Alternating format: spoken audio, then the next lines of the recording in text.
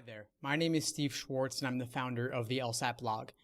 I've been coaching the LSAT for over 10 years now, and today I wanted to share my thoughts with you on getting to maybe.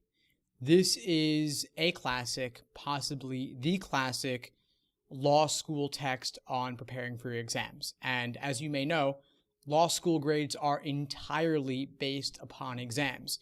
You could potentially never go to class, but if you aced your exams, you could do perfectly fine. But what are law school exams and how do they differ from exams you've taken in the past, perhaps in undergrad?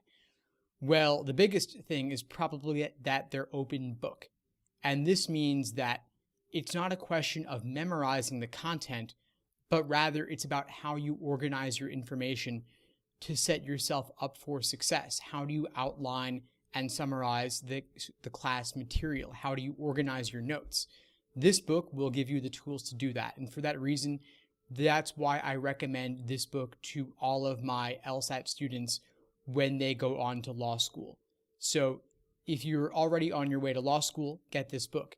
If you haven't yet applied, then of course, first off, you have to work on your law school applications and your LSAT score, which is the #1 most important factor in your admission success.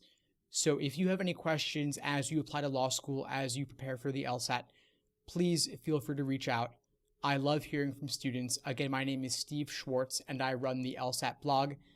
I wish you all the best as you prepare and take care.